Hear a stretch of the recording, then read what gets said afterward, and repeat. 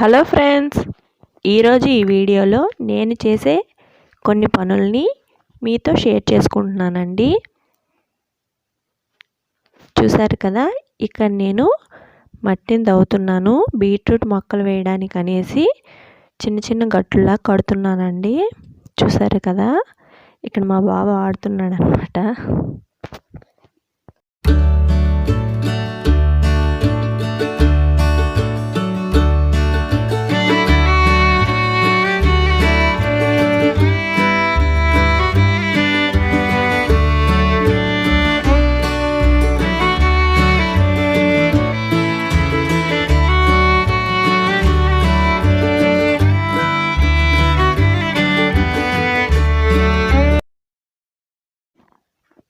ఇలా చేశానన్నమాట. గట్లు నేను చేసినవి వాడేమొచ్చి గట్టు మొత్తం తీసేస్తున్నాడు.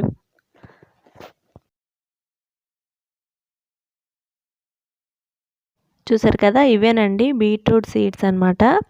ఇవి చూడడానికైతే పాలకూర విత్తనాలలాగే ఉన్నాయి.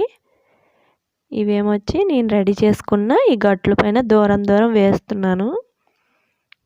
పుట్టేటప్పుడు తెలియాలి అవి ఎలా వస్తాయి అనేది. చాలా చిన్నగా ఉన్నాయి కదా, ఎక్కువే వచ్చేస్తున్నాయి అన్నమాట. ఒకటి వేయాలనుకుంటే 3 పడుతున్నాయి ఒక దగ్గర. వేసేసాక కొద్దిగా వాటర్ వేసుకుంటున్నాను, మట్టి అంతా తడిసేటట్టుగా.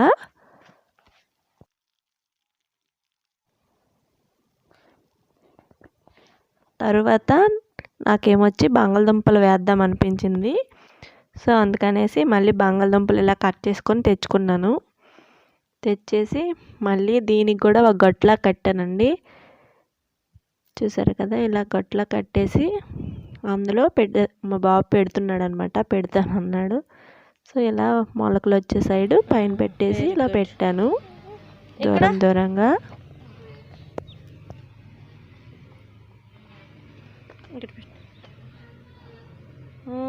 Very good. అలాగ ఆడక్కర్లేదు, అలా పెట్టి అలా పెట్టి అడుకుండి ఇంక దవ్వుదు కదా. ఇలా పెట్టేసి ఇటుకి కూడా వాటర్ వేసేసాము. ఆ తర్వాత ఇంతకుముందు వేసుకున్నాం కదా వెల్లుల్లిపాయలు, ఆ మొక్కలు అనేవి ఇంతేసి అయ్యాయి అన్నమాట. జానడేసి అయ్యాయి. ఆ మధ్య మధ్యలో గడ్డి వచ్చింది. సో దానికనేసి కొద్దిగా గప్పు దవ్వుతున్నాను. చూసారు కదా, ఇది ఒకటే దవ్వానండి. ఇది ఒకటి దవ్వేసరికి నాకు కరెక్ట్గా 45 నిమిషాలు పట్టిందనమాట.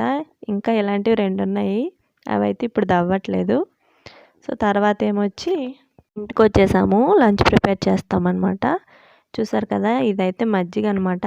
ఈరోజు రాజస్థానీ వంటకం కఢీ చేస్తున్నాను. మన తెలుగులో చెప్పాలంటే మజ్జిగ చారు. సో వీళ్ళైతే ఎక్కువ చేసుకుంటారనమాట ఈ రెసిపీ. మనం రసాలు ఎలా చేసుకుంటామో వీళ్ళు ఈ రెసిపీని అలా వేరే వేరే వెజిటేబుల్స్తో చేసుకుంటారండి. నేనైతే ఈరోజు పాలకూర మెంతికూరతో చేస్తున్నాను అనమాట. దీని ప్రాసెస్ ఏంటో చూసేద్దాం. ఇక్కడ చూసారు కదా, నేను వెజిటేబుల్స్ అన్నీ కట్ చేసేసి పక్కన పెట్టేశాను. ఇప్పుడు శనగపిండి ఉంటుంది కదా, ఆ శనగపిండిని ఒక 2 స్పూన్లు ఈ మజ్జిగలో కలుపుకొని ఉండలు లేకుండా బాగా కలుపుకోవాలి.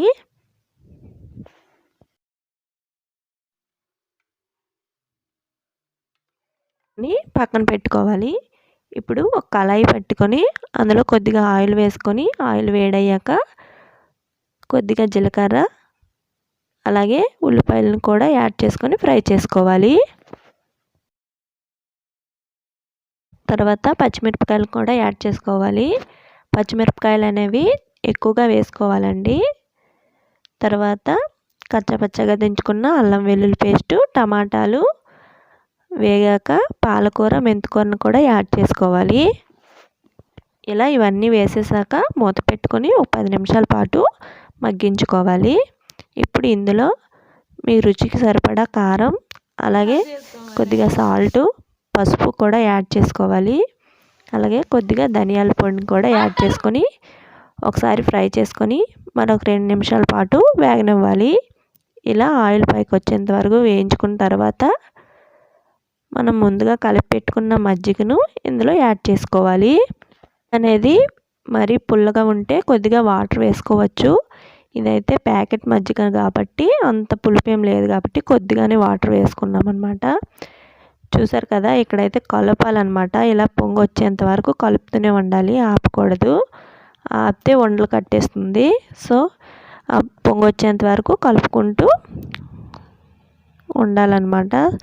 సో మన కడి అనేది రెడీ అయిపోయింది. ఇందులో కొద్దిగా కొత్తిమీర వేసుకొని సర్వ్ చేసుకోవడమే. చూసారు కదా, రెడీ అయిపోయిందనమాట. ఇప్పుడేమొచ్చి ఈవినింగ్ టైం అనమాట. ఇప్పుడేమొచ్చి నేను ఇలా మందార పువ్వులు అలోవెరాతో ఆయిల్ ప్రిపేర్ చేస్తున్నానండి. చూసారు కదా, ఇక్కడైతే అలోవెరా కట్ చేసుకున్నాను. మందార పువ్వులకి ఇలా మూడుకులు ఉంటాయి కదా, ఇవి తీసేసి ఇప్పుడు ఒక ప్యాన్ పెట్టుకొని అందులో కోకోనట్ ఆయిల్ కానీ మీరు ఏ నూనె యూజ్ చేస్తే ఆ నూనెని యాడ్ చేసుకొని అందులో ఈ మందార పువ్వులు అలాగే అలోవెరా కూడా వేసి కలుపుకోవాలి. అలాగే ఒక స్పూన్ మెంతులు కూడా యాడ్ చేసుకొని ఒక 5 నిమిషాల పాటు మరిగించుకోవాలి. ఈ మందార పువ్వులు కలర్ మొత్తం మారిపోయి అలోవెరాలో వాటర్ మొత్తం అయిపోయేంత వరకు మరిగించుకోవాలి సిమ్లో పెట్టుకుంటూ.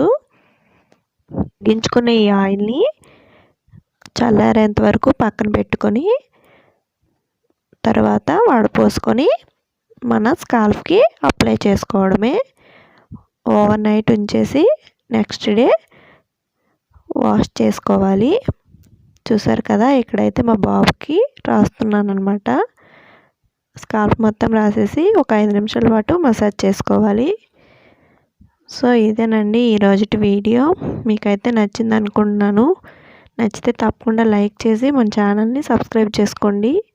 Thank you for watching.